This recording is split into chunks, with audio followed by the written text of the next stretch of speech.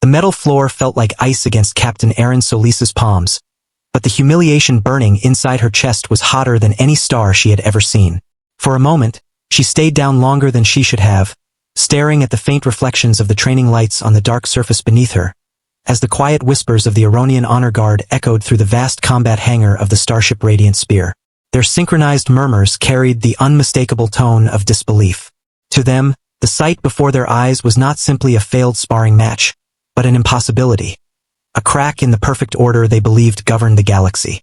An Arconian officer was not supposed to lose to a human advisor, especially not one who looked as tired and ordinary as Marcus Hale, who stood a few steps away, breathing slowly and evenly without offering a hand. His lined face was calm in a way that felt almost unsettling, as if patience itself had taken human form. When he finally spoke, his voice was rough and quiet, yet sharp enough to cut through the sterile air like broken glass. Speed without control is just decoration, not strength. The words stung Aaron more than the fall itself because she knew he was right, even though every part of her training insisted she should have defeated him easily. Her enhanced Arconian physiology made her faster, stronger, and more precise than any ordinary human. And yet, each time she attacked, he had already moved, slipping aside with an awkward efficiency that seemed almost clumsy, until one realized that not a single motion was wasted. Rising to her feet and brushing strands of pale hair from her face, she watched him turn casually to retrieve a water container and remark that she kept thinking in straight paths while the universe never moved that way. A lesson he had repeated so many times it had become a quiet echo inside her mind, and she hated how deeply she wanted his approval. Ever since she had been assigned to serve under Fleet Admiral Saras Vaughn, she had been told that humans were outdated relics, valued only for their unpredictability. Marcus Hale was supposed to be proof of that theory, a leftover consultant from an old treaty era who smelled faintly of machine oil and stale coffee. Yet when she watched him move, she noticed the slight stiffness in his left leg and the careful way he balanced his weight. Signs of injuries that must have been decades old. It struck her that he was covered in invisible histories, while she herself was a polished weapon forged for a purpose she barely understood.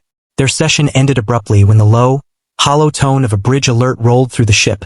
Not the urgent scream of battle, but the slower pulse reserved for unexplained phenomena.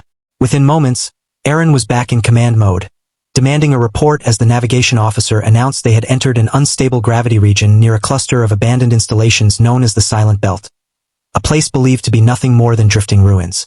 Yet sensors insisted that a secure Arconian-coded transmission was still active somewhere within the debris field, which made no sense at all. When she glanced at Marcus, she saw something she had never seen before. Uncertainty flickering behind his steady eyes as he stared through the viewport at the shattered outline of a long-dead station hanging against a violet cloud of interstellar dust like a skeleton frozen in time. Orders came assigning both of them to investigate, and she found it strange that the Admiral had insisted on including Marcus. Humans were rarely chosen for deep reconnaissance missions. As their shuttle separated from the Radiant Spear, the great warship suddenly looked less like protection and more like a distant authority watching from afar. While the shuttle computer began decoding signals from within the station, revealing that the transmission was not a distress call but an archived record buried deep inside restricted files, Aaron felt her breath catch. The record carried her own genetic signature. Inside the dim abandoned control chamber, illuminated by the soft blue glow of an ancient terminal, she read the impossible truth. 26 years earlier, a classified experiment had produced a child labeled as a cross-lineage anomaly, a hybrid that should never have existed. The listed parents were Fleet Admiral Saras Vaughn and Marcus Hale. The universe tilted around her as she whispered the words aloud, hardly believing they were real. Behind her, Marcus stood silently before finally admitting in a low voice that he had hoped they would never return to this place. The Admiral had hidden the truth to protect her because a hybrid officer would have been rejected or destroyed by the High Council. The records had been erased, and Marcus had been reassigned far from the core worlds, while she was raised to believe she was pure Arconian. Before she could respond, the stillness of the station shattered as armored soldiers stepped from the shadows, led by a severe officer named Karandrax. He declared that the secret had finally been uncovered, and that the honor of their species could not tolerate contamination by human blood.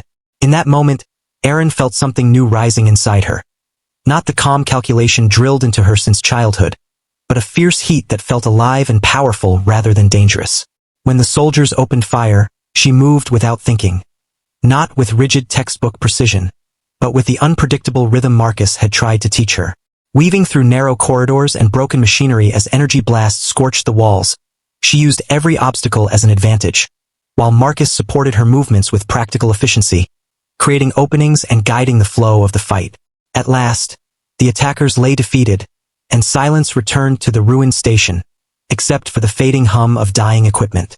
As the flagship called requesting a report, she reached out and touched Marcus' sleeve for the first time, not as part of training but as a daughter acknowledging a father, and told him to report the truth because the future could not be built on lies. Months later, when she stood on the bridge of a small exploration vessel newly assigned under her command, the stars no longer looked like distant points arranged by cold logic, but like endless paths waiting to be explored. Marcus worked nearby, adjusting sensors while grumbling about outdated components, and she allowed herself a genuine smile as she turned toward the viewing port and addressed the unseen listeners who followed stories like hers across the network, saying that if they wanted to hear more journeys among the stars, they should subscribe to the channel because this was only the beginning of a much larger story. As the ship accelerated into the dark, she realized that she was no longer divided between two worlds, but strengthened by both. Finally, understanding that perfection alone could never define a person, and that sometimes the greatest power came from the parts of ourselves we were once told to hide. Please follow my channel for more videos. One click from you can change my life.